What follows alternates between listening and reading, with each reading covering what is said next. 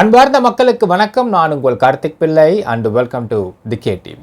கள்ளக்குறிச்சி மாவட்டம் ஒரு private school 12th படித்த ஒரு மாணவி மேலே இருந்து குதித்து தற்கொலை பண்ணிக்கொண்ட அந்த சம்பவத்தின் தொடர்ச்சியாக செல்வி அப்படிங்கிற அந்த மாணவியோட வளர்ப்பு தாய் செல்வியை பற்றின ஒரு சில முக்கியமான விஷயங்களை அம்பலப்படுத்த போகிற மக்களே. அதாவது செல்வியை நம்புகிறவங்க அப்படிங்கிறத தாண்டி இதை எமோஷனலில் கனெக்ட் ஆகி சிக்கி தவிக்கிறவங்களுக்கு இது மிகப்பெரிய ஐ ஓப்பனிங்காக இருக்கும் நம்ம எதிர்பார்க்கலாம். அது என்ன அம்பலப்படுத்த போகிறோம், என்ன தகவல் இருக்குது, டீட்டெயிலாக பார்க்க போகிறோம் இந்த பதிவில்.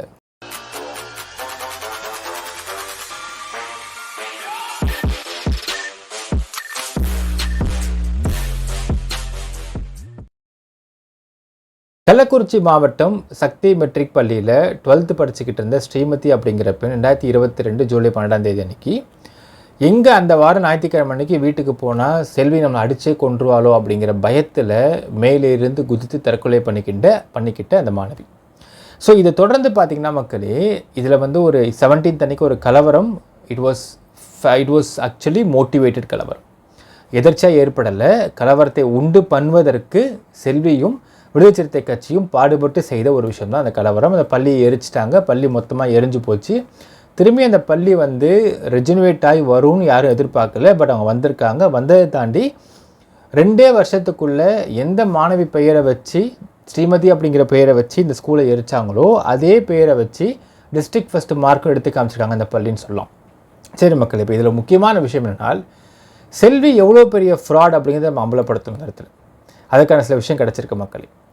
ரீசெண்டாக செல்வியோடைய ரொம்ப க்ளோஸான ஒரு அசோசியேட், அந்த அசோசியேட் கிட்ட செல்வி பேசிக்கிட்டு இருந்த ஒரு முக்கியமான தகவல் என்னென்னு பார்த்தீங்கன்னா, 2 விஷயம் என்னென்னால், இந்த மாணவியை பொறுத்தளவுக்கு மாணவியுடைய இறப்பு ஒரு கேஸு, கலவரம் ஒரு கேஸ். இப்போ என்ன சொல்கிறா செல்வினால், கலவர கேஸை விசிகே பார்த்துக்குவாங்க, ஏன்னா அவங்க தான் ஃபுல்லாக பண்ணாங்க, அவங்க பார்த்துக்குவாங்க. ஆனால் மாணவி இறப்பு கேஸை முடியாத மாதிரி பார்த்துக்கணும். அது முடிகிற மாதிரி இந்த கோர்ட்டில் இருந்தாலும் ஏதாவது மேற்படி ஏதாவது ஒரு பெட்டிஷனை போட்டு இந்த வழக்க முடியாத மாதிரி பார்த்துக்கணும். ஏன் அப்படின்னு கேட்டால், செல்வியோ டார்கெட் என்ன பார்த்தீங்கன்னா, ஸ்கூல் தரப்புக்கிட்ட 13th ஜூலை 2022 அன்னைக்கு 1 கோடி ரூபாய் பேரம் பேசினான். 1 கோடி கிடையாது, தெரு கோடி போய் உட்காருன்னு சொல்லிட்டாங்க. ஸ்கூல் 10 பைசா கொடுக்க முடியாது, ஏன்னா எந்த தப்பும் நாங்கள் பண்ணல. வேணால் அதிகபட்சம் அந்த பையன் சந்தோஷம் வேணால் படிக்க வைக்கிறோம் ஃப்ரீயாக, அதுவும் மனிதாபிமான வடிப்பில் மட்டும் தான் பண்ண முடியும். மற்றபடி இந்த 1 கோடி 2 கோடியில் இந்த பேச்சே இல்லைன்னு சொல்லிட்டு சில துரத்தி விட்டாங்க மக்கள். அதுக்கப்புறம் இப்போ செல்வி சொல்கிற ஒரு வார்த்தை, நான் 1 கோடி கேட்டேன், அதோட எனக்கு 3 மடங்கு நான் இப்போ எதிர்பார்க்குறேன். இப்படியாச்சும் இந்த ஸ்ரீமதி வழக்கை முடியாத மாதிரி பார்த்துக்கணும். அப்படி பார்த்துக்கிட்டா இந்த பார்கோடை போட்டு இப்போ வரைக்கும் சில லட்சங்கள் கிடச்சிருக்கு. செல்வி டார்கெட்டு 3 கோடி ரூபாயாம். ஸோ 3 கோடி ரூபாய் நான் இதில் கிடச்சிச்சு எனக்கு அப்படின்னால், ஏன்னா செட்டில் ஆகிடுவேன் அப்படின்றதான் செல்வி டார்கெட் மக்களே. இப்போ இருக்கக்கூடிய வீட்டில் ஒரு சில பிரச்சனைகள் இருக்கின்றன, பங்காளி பிரச்சனை இருக்குது, சொத்து பிரச்சனை இருக்குன்றதுல இப்போ நம்ம தெரிய வருது. அது மட்டும் இல்லாமல் 3 கோடி ரூபா கிடச்சிருச்சுன்னா, இந்த பொண்ணை வச்சு 3 கோடி ரூபா கிடச்சதை நான் 3 கோடி ரூபா வச்சுக்கிட்டு ஏதாவது ஒரு இடத்துல போய் நாங்கள் செட்டில் ஆக பிளான் பண்ணிருக்கா செல்வி. இதற்கு பலியாடு யாருன்னு கேட்டிங்கனால், இந்த பார்கோடை பார்த்து பணம் கொடுக்கக்கூடிய அந்த கூமுட்டைகள் தான் பலியாடு. அவள் சொல்கிறாலாம், கலவர வழக்கை விசிகே பார்த்துக்கும் எப்படி இருந்தாலும், ஸோ எப்படியாச்சும் இந்த பொண்ணு வழக்கை மட்டும் முடியாத மாதிரி பாப்பா மகனை வச்சு ஏதாவது பேசி போட்டு பெட்டிஷன் போட்டு முடியாத மாதிரி பார்த்துக்கணும். ஏன்னா இந்த பாப்பாவுடைய வழக்கு இருக்கிற வரைக்கும் தான் இங்கே பணம் கொடுக்க முடியும், பணத்தை வாங்க முடியும். இது முடிஞ்சு போச்சுன்னா பணத்தை வாங்க முடியாது. ஸோ எப்படியாச்சும் இந்த வழக்கை வச்சு பணம் வாங்கணுன்றது தான் செல்வியோடைய அல்டிமேட் கோல் மக்களே. அது மட்டும் இல்லாமல் இந்த இடத்துல இந்த ட்ரஸ்ட்டுன்றதை ஒன்று ஆரம்பித்து 3 கோடி ரூபா அப்படிங்கிறத செல்வி டார்கெட்டாக இங்கே வச்சிருக்கிறான்றது இங்கே கூடுதலான ஒரு கேவலமான தகவல். பணத்தை வச்சு பணம் பார்க்கறது கேள்விப்பட்டிருக்கோம் மக்களே. ஆனால் ஒரு குடும்பத்தில் வளர்த்த பொண்ணை வச்சு இங்கே பணம் பார்க்குறது அப்படிங்கிறத இங்கே தெளிவாக பார்க்கலாம். இதை விட கேவலம் வேறு எதுவுமே இல்லை. நாளைக்கு செல்விக்கு இன்னும் எக்ஸ்ட்ரா 3 கோடி தேவை அப்படின்னா சந்தோஷமாக பையன் இருக்கான். என்ன நடக்குமோ ஏது நடக்குமோ அப்படின்னு நமக்கு தெரியல மக்களே. இப்படியெல்லாம் பணம் சம்பாதிக்கிறதுக்காக புது யுக்தியை ஃபாலோ பண்ணிகிட்டு இருக்கக்கூடிய செல்வியை நம்பி பணம் போடுவ கூமுட்டைகளே பார்த்துக்கோங்கப்பா. செல்வி டார்கெட்டு 3 கோடி. ஸோ செல்வியோ டார்கெட்டு நீங்கள்லாம் பணம் போடுற கூமுட்டைகள். ஸோ பணம் போடுற கூமுட்டைகள் தான் செல்வி டார்கெட்டு. இழிச்சா அவங்க கிடச்சா வந்து கோடி அமைக்கி காசை பிடுங்கடான்றது தான் டார்கெட்டு. அதுக்கேற்ற மாதிரி பாருங்களேன், ஒரு முறை பணம் போட்டால் பத்தாது, நீங்கள் மீண்டும் மீண்டும் பணம் போட வேணும்னு ப்ரொபகண்டா வேறு பண்ணவங்க தான் இந்த கோஷ்டி. மீண்டும் மீண்டும் பணம் போடுறதுல எல்ஐசி பாலிசியா என்ன? மீண்டும் மீண்டும் பணம் போடுறதுக்கு எல்ஐசி ஏஜென்டாகனா இருக்கலாம் செல்வி. ஆனால் நீங்கள் போடுறது எங்கன்னு பார்த்தீங்கன்னா, ஒரு 3 கோடி ரூபாய் டார்கெட் வச்சுருக்கக்கூடிய ஒரு பணத்தாசை பிடித்த ஒரு பேய்க்கு பணம் போடுறீங்க. இப்படிப்பட்ட பணத்தாசை பிடித்த நபர்களுக்கு பணத்தை இழக்கிறதுக்கு நீங்கள் ரெடியாக இருக்கிறதுக்கு பதிலாக அந்த காசை வந்து நீங்கள் வந்து ஏதாவது உங்களுடைய பெத்த பிள்ளைங்க ஏதாவது வாங்கி கொடுத்துட்டு போயிடலாம் பேசாமல். இல்லைனா தூக்கி யாராவது இல்லாத பிச்சாரம் கொடுத்துட்டு போயிருங்க, இல்லைனா கிணத்துல தூக்கி போட்டுருங்க காசு. இப்படிப்பட்ட பணப்பேய் தான் செல்வின்றதுக்கு ஃபஸ்ட்டு விஷயம் மக்களே. ரெண்டாவது விஷயம், ரீசெண்டாக நம்ம ஒரு ஃபோட்டோ ரிலீஸ் பண்ணியிருப்போம் மக்களே. அதாவது செல்வியோட வீட்டு வாசலில் பார்த்தீங்கன்னா அந்த 5ஆம் கிளாஸ் அரமெண்ட்டில், அதுக்கப்புறம் வந்து செல்வி, ராமலிங்கம் 3 பேர் வந்து கெக்கபகன்னு சிரிச்சுக்கிட்டு ஒரு ஃபோட்டோ. இந்த ஃபோட்டோவை பார்த்ததும் வந்து செல்வி தரப்புலேருந்து பல கதைகள் எடுத்து விட்டார்கள். We are keeping quiet for some time. எதுக்குனால் கதையெல்லாம் முடியிட்டோம், முடிஞ்சப்போ நம்ம உண்மை சொல்ல வெயிட் பண்ணிட்டு இருந்தோம் மக்களே. இப்போ நம்ம உண்மை சொல்ல நேரம் வந்து போச்சு. வந்தவர்கள் தமிழ்நாடு விடுதலை படையை சேர்ந்தவர்கள். அதாவது தமிழ் விடுதலை படை அப்படிங்கிறது எல்டிடி ஆதரவாகவும் அப்போ இந்திய அரசுக்கு எதிராகவும் தொடங்கப்பட்ட ஒரு அமைப்பு. இந்த அமைப்பு இப்போ கிடையாது, it is been banned in India. ஆனால் தமிழ்நாடு விடுதலை படையை சேர்ந்தவர்கள் இன்னுமே வேறு பேர் இயங்கிக்கிட்டு இருக்கிறாங்க. அவங்க ஒரு ஃபார்மாக ஒரு குரூப்பாக இருக்கிறாங்கன்னு நமக்கு தெரிஞ்ச விஷயந்தான். ஸோ இவங்கெல்லாம் ஸ்ரீலங்கன் தமிழர்களுக்கு, ஈழத்தமிழர்களுக்கு ஆதரவானவர்கள். இதுதான் இவங்களுடைய கோர் அஜெண்டா. இவர்கள் தான் வந்தார்கள். அதாவது இவங்க சொல்கிற மாதிரி 10 years ஜெயிலில் இருந்துட்டு வந்தேன், 10 வருஷம் ஜெயிலில் இருந்துட்டு வந்தவனை வந்து வீட்டில் கூட்டு வச்சு உபசரிப்பீங்களா? யார் உபசரிப்பாங்க மக்களே? 10 years ஜெயிலில் இருந்துட்டு வந்தாருன்னு சொல்கிறாங்கன்னு சொல்லிட்டு அந்த கோஷி பேசிக்கிட்டு இருக்கு. 10 years ஜெயிலில் இருந்துட்டு டைரெக்டாக செல்வி வீட்டுக்கு வந்துட்டாங்க அப்படின்னால் கூட உட்கார வச்சு பேசிகிட்டு இருப்பீங்களா? இதெல்லாம் அப்பட்டமான பொய். அவர்கள் அரெஸ்ட் பண்ணப்பட்டிருக்கலாம். எதற்குனால் தமிழ்நாடு விடுதலை படையை சேர்ந்தவங்களாம் எல்லாரையும் அரெஸ்ட் பண்ணாங்க ஒரு காலத்தில். ஸோ அதன் மூலியமாக இதை நடந்திருக்க வாய்ப்பை தவிர 10 years ஜெயிலில் தான் சும்மா சுத்த ஹம்பக்கு. வந்ததின் நோக்கம் என்னன்னு பார்த்தீங்கன்னா, இந்த விஷயத்தில் உண்மை என்ன அப்படிங்கிறதை தெரிந்து கொள்ள வந்திருக்கிறார்கள். உள்ளே வந்தவுடனே இந்த காரை பார்த்தவுடனே செல்விக்கும் கூட இருந்த 5ஆம் கிளாஸ் அரமெண்ட்லுக்கும் செம குஷி. ஏன் குஷின்னு பார்த்தீங்கன்னா, வரக்கூடிய நிறைய நபர்கள், அதாவது சும்மா அப்பாவியாக வந்து நான் வந்து துக்கம் விசாரிக்க வரேன்னு சொல்கிறவங்களால வந்து என்ன ப்ரோஜன் பார்த்தீங்கன்னா, இத்தனை பேர் வராங்கன்னு சொல்லிட்டு அவங்க சப்ஸ்கிரைபர் ஏற்றிக்கிறதுக்கும் அவங்களோட வியூஸ் ஏற்றிக்கிறதுக்கும். இப்போ பார்த்தா தெரியும் மக்கள், இந்த கோர்ட்டுக்கெலாம் போகிறப்போ ஒரு ஆயாமா கூட வரும். அந்த ஆயாமாலாம் வந்து இந்த மாதிரி துக்கம் விசாரிக்க வந்த ஆயாமா தான். ஸோ அப்படி கூட சேர்த்துக்கிறதுக்கு யூஸ் பண்ணிட்டுருக்கிறா செல்வி. இந்த மாதிரி காரில் வரவங்கிட்ட ஏதாவது பார்த்து பண்ண முடியுமா? எதுவுமே கிடைக்கலைங்க, நிவாரணமே கிடைக்கலைங்க. குழந்தை இறந்ததுக்கு அரசு ஒன்று கொடுக்க மாட்டேங்கிறாங்க, ஏதோ ஓட்டிக்கிட்டு இருக்கோம், ஏதாவது பார்த்து பண்ண முடியுமா? இது யூஷுவல் டயலாக் ஆஃப் செல்வி. இப்படி காரில் வரவங்க, கொஞ்சம் வசதியாக வரவங்க, நகையெல்லாம் போட்டு ஜிமின்னு வரவங்க, இவங்க எல்லாரையும் உட்கார வச்சு இந்த மாதிரி பேசி பணத்தை வாங்கி கொண்டிருக்கிறாள் செல்வி. இப்படியாக கட்சிக்காரங்கிட்டேருந்து பல லட்சம் ரூபாய் பணம் வந்துருச்சு. 60 lakhsன்னு சொல்கிறாங்க ஒரு கணக்கு. எப்படி இவ்வளோ பணம் வந்ததுன்றது நமக்கே ஆச்சரியமாக இருக்குது, கட்சிக்காரங்கிட்ட இருந்து மட்டும். அதுக்கப்புறம் இவங்க காரில் வந்து இறங்கினவனே ஒரே குஷி. ஏன்னா வரவங்க பணம் கொடுப்பாங்க அப்படின்னு எதிர்பார்த்து ஒரே குஷி ஆகிடுச்சு செல்விக்கு. உள்ளே கூப்பிட்றா, உபசரிச்சிட்டு இருந்தா. இவங்க உள்ளே வந்த சமயத்தில் உள்ளே எப்படி இருந்துச்சு சினாரியோன்னு நான் சொல்கிறேன் மக்களே. இதை சொல்கிறதுக்கே இருக்கிறதுலே அருவருப்பான விஷயம் தான் நான் சொல்கிறேன். 5ஆம் கிளாஸ் அரமெண்ட்டில் லுங்கி மட்டும் போட்டிருக்கான், மேலே எதுவுமே போடல. ஹி வாஸ் செமி நியூட், பனின் கூட போடாமல் லுங்கி நல்லா தொட வரைக்கும் மடித்து கட்டிக்கிட்டு தரில் உட்காந்துக்கிட்டு காலை பெப்பரப்பான்னு விரிச்சிட்டு இருந்திருக்கான். விரிச்சிக்கிட்டு நடுவில் வந்து லேப்டாப் வச்சு ஏதோ ஒன்று உட்காந்துட்ருக்கிறான். அவன் அரமெண்ட்டில் பக்கத்துலேயே செல்வி கிட்ட, எப்படி நமக்கு தெரியும் இல்லைங்களா, கிட்ட உட்காந்துக்கிட்டு ஒரு ஸ்நாக்ஸ் டப்பா கொண்டு கொடுத்துக்கிட்டு, என்னது இது அப்படின்னு லேப்டாப் ஊற்று பார்த்துக்கிட்டு இது பண்ணிட்டு உட்காந்துருக்காங்க 2 பேரும். எதிர்த்தாப்பில் ராமலிங்கம் சேரில் உட்காந்துக்கிட்டு வேடிக்கை பார்த்துருக்காங்க 2 பேரையும். இதுதான் இருந்த சினாரியோ. உள்ளே வராங்க, உள்ளே வந்து பேசுகிறாங்க. அப்போ அதாவது உள்ளே வந்து பேசிக்கிட்டு அவங்க வெளியே போகிற வரைக்குமே அங்கே இருக்கக்கூடிய அரமெண்ட்டில் பனியன் கூட போடல. செல்வி அவளை பக்கத்தில் உட்காந்துக்கிட்டு என்னென்னு ஊற்று பார்த்துட்டு இருந்திருக்கா லேப்டாப்பில். இந்த விஷயம் கேள்விப்பட்டது நமக்கு ரொம்ப இதை சொல்லவே அருவருப்பாக இருந்துச்சு மக்களே. ஏனால் நம்மலாம் என்ன மாதிரியான ஒரு வாழ்க்கை வாழ்ந்துக்கிட்டு இருக்கோம் அப்படின்னு பார்த்தால், இப்போது நம்ம வீட்டில் நம்ம நைட்டில் வந்து ஷார்ட்ஸ் போட்டிருப்போம், பனியன் போட்டு படுத்துக்கலாம். நம்ம வீட்டுக்கு ஒரு விருந்தாளிங்க வராங்க, அவங்க ஜென்னாக இருக்கலாம், லேடிஸாக இருக்கலாம், யாராக இருந்தாலுமே விருந்தாளிங்க வராங்கனால் நம்ம வீட்டில் ஷார்ட்ஸ் போட்டுக்கிட்டோம், பனியன் போட்டும் படுக்க மாட்டோம். ஃபுல் ட்ராக் பேண்ட் போட்டுப்போம், டிஷர்ட் போட்டுப்போம். நம்ம உடம்பு இன்னொருத்தவங்க வீட்டில் அது ஜென்னாகவே இருந்தாலும் நம்ம உடம்பை வெளியே தெளிவிட நினைக்கிறது நம்ம ரொம்ப தீவிரமாக இருப்போம். இது நம்மளுடைய யூஸ்வலான ஒரு கல்ச்சர் ஃபாலோ பண்ணக்கூடிய ஒரு வழிமுறை, நம்ம கற்றுக் கொடுத்த ஒரு பாடம் சொல்லலாம். இப்போ நாம் இன்னொருத்தவங்க வீட்டுக்கு போனாலுமே நைட்டு தூங்குறதா இருந்தாலுமே அன்லெஸ் அண்ட் அன்டில் நமக்கு தனி பெட்ரூம் அந்த வீட்டில் ஃபெசிலிட்டி இருக்குனால் நம்ம அந்த பெட்ரூமில் வந்து நம்ம வேணால் ஷார்ட்ஸ் போட்டு படுத்துப்போமே தவிர, ஜென் நான் சொல்கிறேன் இல்லை எல்லோரும் காமனாக படுக்கிற மாதிரியான ஒரு ஃபெசிலிட்டி தான் இருக்குது அப்படின்ற மாதிரி இருந்தாலுமே, இன்ஃபேக்ட் அந்த குடும்பத்துக்காரங்க சொந்தக்காரங்களாக இருக்கலாம், சொந்த பாட்டி தாத்தா வீட்டு இருந்தால் கூட நம்ம என்ன பண்ணுவோம்னா ட்ராக்ஸ் போட்டுப்போம், டிஷர்ட் போட்டுப்போம்.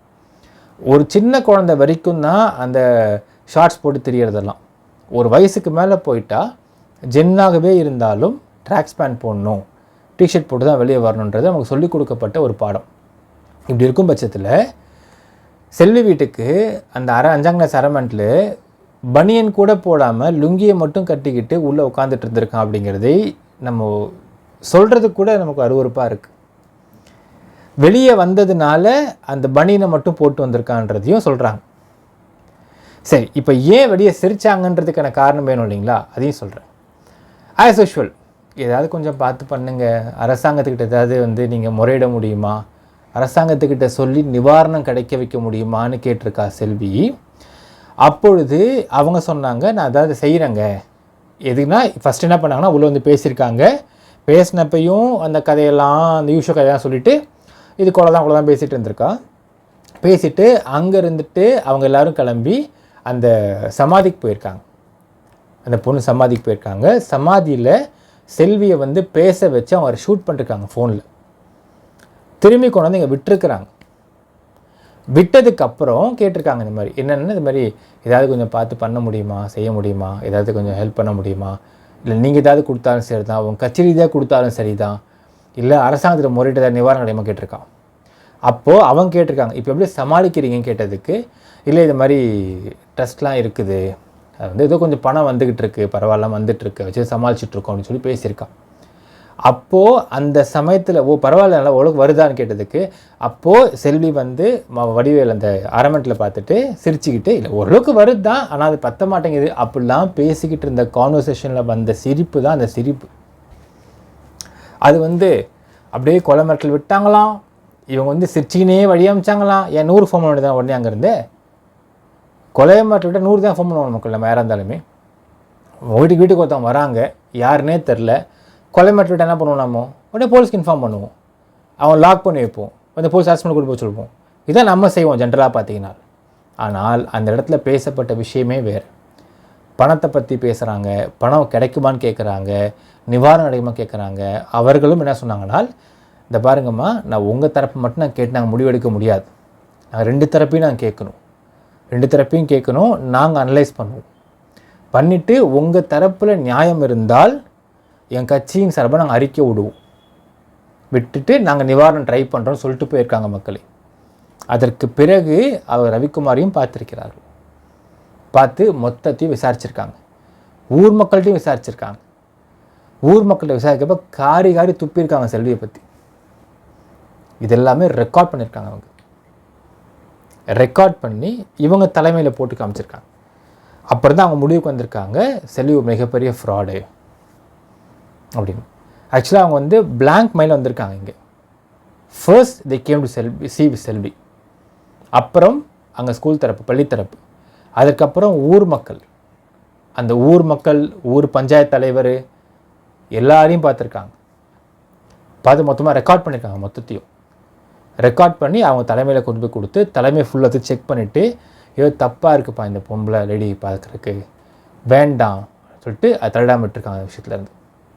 இதுதான் நடந்த சம்பவம் மக்களே. இப்போ தெரிஞ்சுப்பீங்க அந்த சிரிப்புக்கு என்ன காரணம் அப்படிங்கிறத பற்றி. முழுக்க பணத்தை பற்றி பேசிக்கிட்டோம், அசடு வழிஞ்சிக்கிட்டோம், பணம் கிடச்சா நல்லாயிருக்கும், கொஞ்சம் பார்த்து பண்ணுங்கள், நிவாரணம் கொடுத்துட்டு போங்க, உங்கள் கட்சி ரீதியாக நீங்கள் கொடுத்தா நல்லாயிருக்கும் அப்படிலாம் கேட்டு பேசப்பட்ட அந்த கான்வர்சேஷன் நடந்தது தான் அந்த வெளியே பேசுனது அந்த ஒரு ஃபோட்டோ மக்களே. இதற்கு உள்ளே இருந்த அந்த சில வீடியோக்கள்லாம் கேவலமாக இருக்கும். ஏன்னா அந்த அரவண்ட்டில் ஒன்றுமே இல்லாமல் உட்காந்துட்டு இருக்கிறதும், அங்கே உட்காந்து ஒட்டி உரசிட்டு லேப்டாப் பார்க்குறதுலாம் ரொம்ப கேவலமாக இருக்கும். நாம் அதை வெளியிடுவதற்கு நம்ம பான் சேனல் நடத்தலை மக்களே, ஆனால் அது வேண்டாம். அடுத்தது 3வது இன்னும் மிக முக்கியமான விஷயம். இது அடுத்த ஒரு கேவலமான விஷயம் சொல்லலாம் மக்களே. அதாவது 13th July 2022 அன்றைக்கி காலையில் 6 மணிக்கு ஃபோன் பண்ணுறாங்க செல்விக்கு. ஃபோன் பண்ணி இந்த மாதிரி உங்கள் பொண்ணு கீழே 5:45 கிட்டத்தட்ட ஃபோன் பண்ணி இந்த மாதிரி உங்கள் பொண்ணு கீழே விழுந்திருக்கிறாங்க, கூட்டு ஹாஸ்பிட்டல் போயிட்டுருக்கோன்னு சொல்கிறாங்க. சொன்ன உடனே ஒரு வளர்த்த அம்மாவாக இருந்தாலுமே என்ன பண்ணியிருக்க முடியும்? பண்ணுவாங்க. என்னங்க சொல்கிறீங்க, எங்கெங்க விழுந்தா, எப்படிங்க விழுந்தா, நான் உடனே வரேங்க, இது சொல்லுவாங்க ஒருத்தவங்க. திருப்பியும் 6:30 மணிக்கு, அதாவது 6:10 6:12க்கெலாம் she was taken to the hospital. அங்கே டாக்டர்ஸ் செக் பண்ணுறாங்க, ப்ராட் டெட்டுன்னு சொல்லிடுறாங்க. சொன்னதுக்கு பிறகு இன்குவெஸ்ட் பண்ணுறதுக்காக டிஎஸ்பி கேரளா இன்குவெஸ்ட் பண்ணுறதுக்காக அங்கே உள்ள மாச்சல் வச்சிடுறாங்க. வச்சதுக்கு பிறகு இந்த இன்ஃபர்மேஷன் பாஸ் ஆன் பண்ணப்பட்ட உடனே அதை வைத்து கொண்டு திருப்பியும் அந்த செல்விக்கு ஃபோன் பண்ணுறாங்க. இல்லைம்மா ஹாஸ்பிட்டலுக்கு கொண்டு போனாங்க, பொண்ணு இறந்துச்சின்னு சொல்கிறாங்க, நீ கிளம்பி வாங்கன்னு சொல்கிறாங்க. இப்போ என்ன பண்ணுவாங்க ஒரு லேடியாக இருந்தால்? வளர்த்தம்மா என்ன பண்ணுவாங்க மக்களே? பெத்தம்மான்ற கான்செப்டுக்கு இடமும் இல்லை. வளர்த்தம்மா என்ன பண்ணுவாங்க? பாசம் இருந்தால், நீங்கள் போய் சொல்கிறீங்க, நான் என் பிள்ளையை பார்க்கணும், செத்துருக்க மாட்டாவ, என் தங்கனோட போவான்னு பேசியிருப்பாங்களா? ஆனால் இவ சொன்னதுமே கிளம்பி போனது வேப்பூர் போலீஸ் ஸ்டேஷனுக்கு. வேப்பூர் ஸ்டேஷனுக்கு போய் மர்டர் கம்ப்ளைண்ட் கொடுக்குறான். ஸ்டேஷன் சொல்லிட்டாங்க, நாங்கள் எடுத்துக்க மாட்டோமா. ஏன்னால் மர்டர் கம்ப்ளைண்ட்லாம் நீங்கள் ஃபஸ்ட்டு அவன் கேட்ட வார்த்தை, நீங்கள் பொண்ணை பார்த்தீங்களா? இல்லை நான் பார்க்கல. எப்படி நீங்கள் பார்க்காம சொல்கிறீங்க? நீங்கள் போங்கன்னு அனுப்பிச்சி விட்றாங்க. அங்கேருந்து கிளம்பி பெயினசூர் போகிறான். அங்கே தாண்டி அங்கோ ஸ்டேஷன், அங்கே இடத்துல கள்ளக்குறிச்சியில் அங்கே போய் கொடுத்தோன்னே அவங்க சொல்லிட்டாங்க, இல்லைம்மா நான் அங்கே எடுக்க மாட்டோம். எங்கே நடந்துச்சு? சின்னசேலம் கன்னியாகுமரிக்கு. அது இப்போ சின்னசேலம் தான் நீங்கள் போகணுமா, நீங்கள் போங்கன்னு அனுப்பிச்சி விட்றாங்க. அங்கேருந்து கிளம்பி கள்ளக்குறிச்சியில் ஹாஸ்பிட்டல் ஸ்டேஷனுக்கு போகிறான். ஸோ அங்கேயே சொல்லிட்டாங்க, அம்மா நீங்கள் கொடுத்தாங்க எடுத்துக்கூடாது, இந்த ஸ்டேஷன் அப்படிங்கிறது உள்ளேருந்து தர கம்ப்ளைண்ட் நாங்கள் எடுத்துக்க வேண்டிய ஸ்டேஷன் மாதிரி, நீங்கள் ஃபஸ்ட்டு போலீஸ் வரட்டும், அவங்க விசாரித்து அவங்க கம்ப்ளைண்ட் கொடுப்பாங்கம்மா. ஏன்னா இதுக்கு அவங்க ப்ராசஸ் சொல்கிறாங்க, இதை கொலைன்றதை அவங்க கன்ஃபார்ம் பண்ணுவாங்கம்மா, அப்போலாம் எடுத்துக்க முடியும்னு சொல்கிறாங்க. இந்த 3 இடத்துல போய் அப்புறம் ஹாஸ்பிட்டலில் ஒரு பிரச்சனை பண்ணி கடைசியாக ஸ்கூலுக்கு வரப்போ மணி 11:30 மணி மக்களே. யோசிச்சு பாருங்களேன், ஒரு 6 மணிக்கு ஃபோன் பண்ணுறாங்கன்னா அடித்து பிடிச்சி ஒரு லேடி என்ன பண்ணுவாங்க? ஃபஸ்ட்டு போய் பார்ப்பாங்க, அங்கே விடமாட்டேன்றாங்க. ஏன்னா அங்கே விடக்கூடாது, ஏன்னா இன்குவெஸ்ட் பண்ணப்போ விடணும். அது இன்குவெஸ்ட் பண்ணணும்னு சொல்கிறாங்கன்னா கிளம்பி எத்தனை மணிக்கு ஸ்கூலுக்கு வரணும்? வித்தின் 1 ஹவரில் ஸ்கூலில் நிற்கணும். இதுதான் உண்மையான பாசம் இருக்கக்கூடிய நபர் பண்ண வேண்டிய விஷயம். ஆனால் 3 இடத்துல போய் கம்ப்ளைண்ட் கொடுத்துட்டு, அந்த கம்ப்ளைண்ட்டும் கொலை கம்ப்ளைண்ட் கொடுத்துட்டு எடுக்கிறதுக்கப்புறம் வரானா என்ன அர்த்தம்? What's our motive? இது கொலைன்னு தெரியாது, இது தற்கொலைன்னு தெரியாது, இது ரேப் அசால்ட்டான்னு தெரியாது, எதுவுமே தெரியாது, நீ இன்னும் பணத்தை கூட பார்க்கல. அப்போ எந்த அடிப்படையில் போய் கம்ப்ளைண்ட் கொடுக்க போனால் அப்படிங்கிற கேள்வி இருக்குது இல்லைங்களா மக்களே? இதெல்லாம் ஒரு பக்கம் விட்டுட்டு கடைசி வரைக்கும் அன்றைக்கி ஃபுல் டே திராவிட மணியோடைய ஒரு இன்ஸ்டிகேஷனில் எல்லாம் சும்மா சாலை மறியல் பண்ணுறேன், போராட்டம் பண்ணுறேன்னு பையன்கிட்ட பேச்சுவார்த்தை நடத்தி ஈவினிங் பேரம் பேசி பேரம் ஒத்து வரலன்னதுக்கப்புறம் கூட இருந்த சொந்த சமூகத்து ஆட்கள், அதாவது வாண்டியாரோடைய ஆட்கள், அவங்கள அங்கே திட்டி அனுப்பி விட்டுட்டு அங்கேருந்து வெளியே வரப்போ கூட விடுதலை சிறுத்தை கட்சி ஆட்களை கூட்டிக்கிட்டு போய் ஒரு பரோட்டா கடையில் பரோட்டா சாப்பிட்ருக்கான் செல்வி. ஆர்டர் வேறு ப்ளேஸ் பண்ணிருக்காங்க இவங்க. 3 பரோட்டா, ஒரு ஆஃப் பாயில். யார் செய்வாங்க மக்கள் இந்த விஷயத்தை? இது ரீசெண்டாக கிடைச்ச ஒரு தகவல். கேவலமாக இருந்துச்சு கேட்குறதுக்கு. நான் ஷாக் ஆகிட்டேன். என்னங்க சொல்கிறீங்க? எப்படிங்க காலேருந்து சாப்பிட்லன்றதுலாம் தனிப்பட்ட விஷயமா இருக்கட்டும்ங்க. ஒரு பொம்பளை சாப்பிடவே முடியாதேங்க அப்படின்னே. இல்லைங்க, இங்கேருந்து கிளம்பி கடைக்கு போய் பரோட்டா ஆர்டர் பண்ணியிருக்காங்க. 3 பரோட்டா ஒரு ஆஃப் பாயில் ஆர்டர் பண்ணி சாப்பிட்டுட்டு அதுக்கப்புறம் தான் இந்த பொம்பளை வீட்டுக்கே போயிருக்கலாம் அப்படின்னாங்க.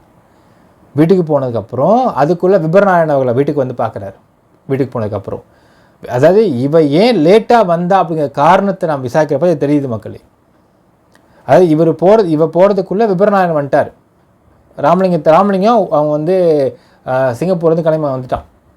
ஸோ அவர் வந்து ராமலிங்கம் வந்ததுக்கப்புறம் அங்கே உட்காந்து பேசிகிட்டு இருக்கிறாங்க. அங்கே வந்து சொல்கிறாங்க, இல்லைங்க விபரநாராயணன் சொல்கிறாராம், இல்லைங்க இதை ஃபஸ்ட்டு நீங்கள் வந்து போஸ்ட்மார்ட்டத்துக்கு அலோவ் பண்ணணும்.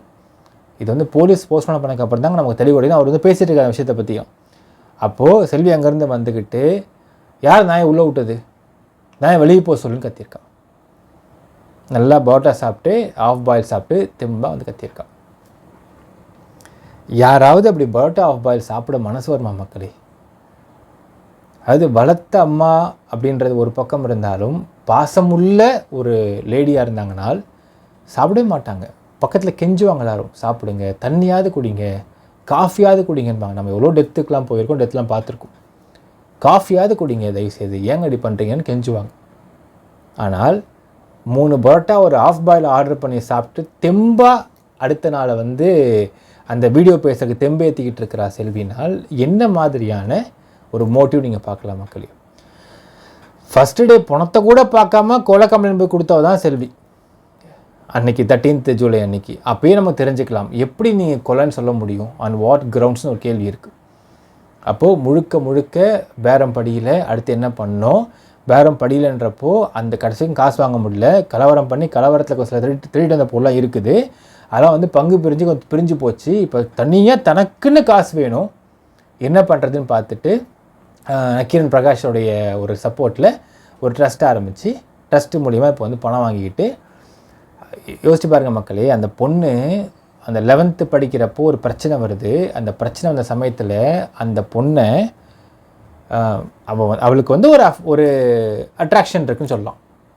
அந்த அட்ராக்ஷன் இருந்த சமயத்தில் அந்த பொண்ணை சந்தேகப்பட்டு ப்ரெக்னன்சி டெஸ்ட் எடுத்து பனியார கம்பியை வச்சு கழுத்தில் குத்தி சுத்தியை வச்சு முட்டியில் அடித்து சூடு வச்சு இப்படிலாம் சித்திரவதைப்படுத்தி இந்த பொண்ணு சொல்கிறா, நீ மட்டும் வாழ்க்கையை என்னென்னமோ மாதிரி வாழ்ந்துக்கிட்டு இருக்க, நான் என் வாழ்க்கையை வாழைய விடமாட்டேன்னு கேட்டதுக்கு, நீ உன் வாழ்க்கையை வாழணுன்னா இவ்வளோ நாள் கட்டின ஃபீஸை திருப்பி கொடுத்துட்டு போ அப்படின்னு எழுதி அந்த பொண்ணு சாகிறதுக்கு முன்னாடி சாகிற அன்னைக்கு கூட 12th ஜூலை கூட கிளாஸ் ரூமில் உட்காந்துக்கிட்டு ஸ்லிப் எடுத்து பார்த்து அழுதுகிட்டு இருக்கா அந்த பொண்ணு.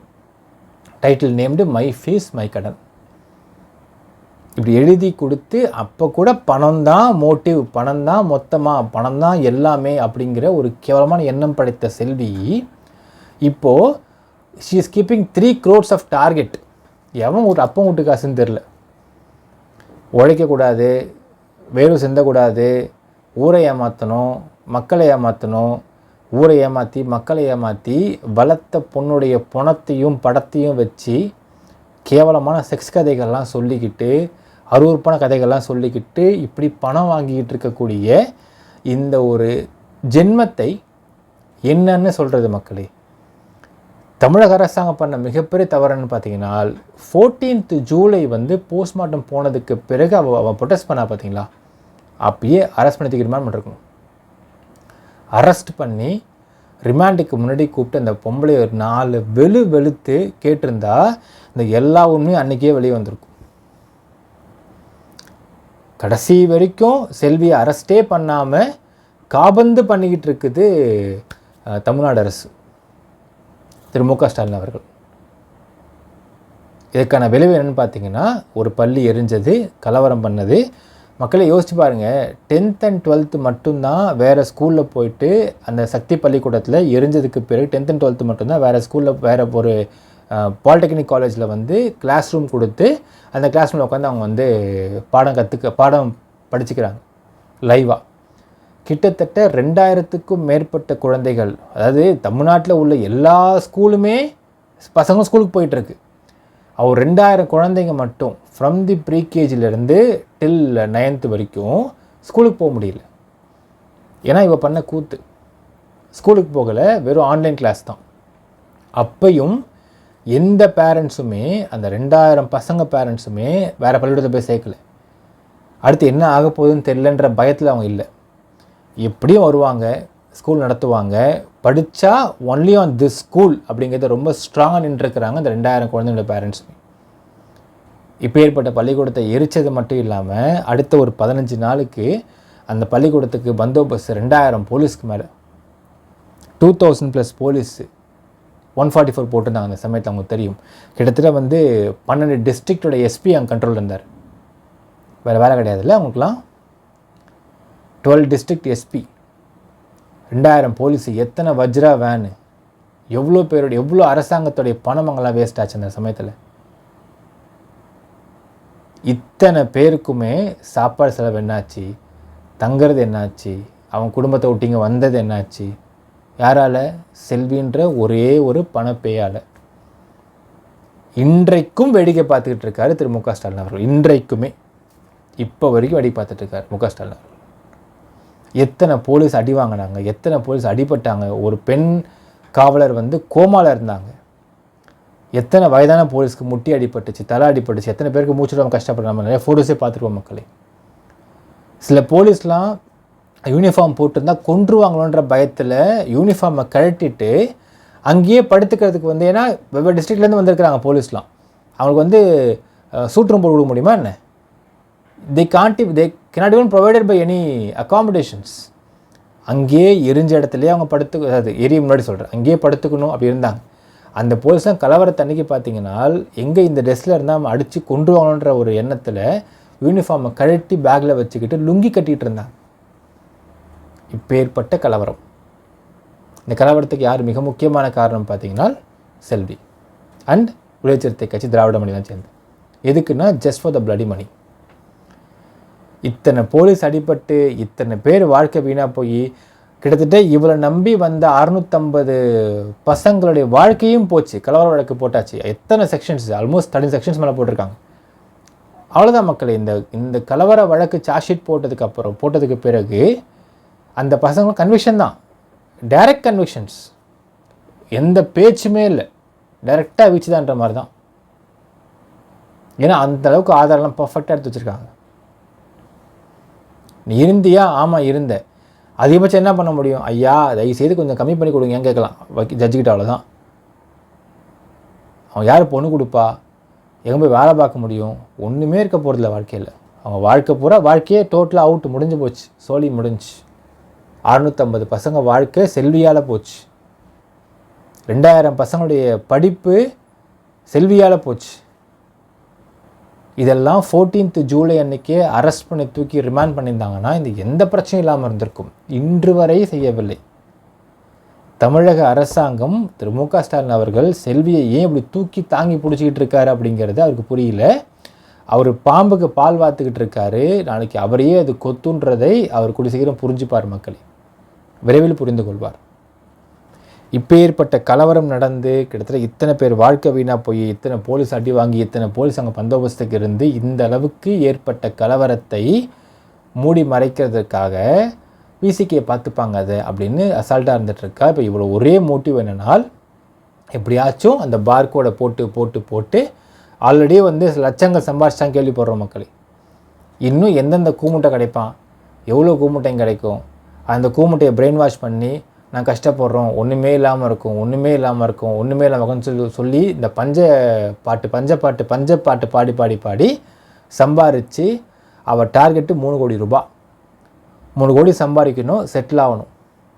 இதுதான் அவள் டார்கெட். ஏன்னா ஆல்ரெடி அந்த அவங்க குடும்பத்துக்குள்ளே பங்காளி பிரச்சனை இருக்குது, அந்த வீட்டு மேலே பங்காளி பிரச்சனை இருக்குது, சொத்து மேலே பங்காளி பிரச்சனை இருக்குது. தனிப்பட்ட முறையில் இப்படிப்பட்ட ஒரு வளர்த்த பொண்ணை ஃபோட்டோவையும் படத்தையும் வச்சு காமிச்சிக்கிட்டு செக்ஸ் கதையும் அருவருப்பான கதையும் சொல்லி சம்பாதிக்கிற செல்விக்கு பணம் கொடுத்து சப்போர்ட் பண்ணக்கூடிய கூமுட்டைகளுக்கு ஒரு சூப்பரான வாட்ச் உலக ஆசைப்படுற மக்களே என்ன நினைக்கிறீங்கன்றதை கமெண்ட்டில் மென்ஷன் பண்ணுங்கள். நன்றி, வணக்கம்.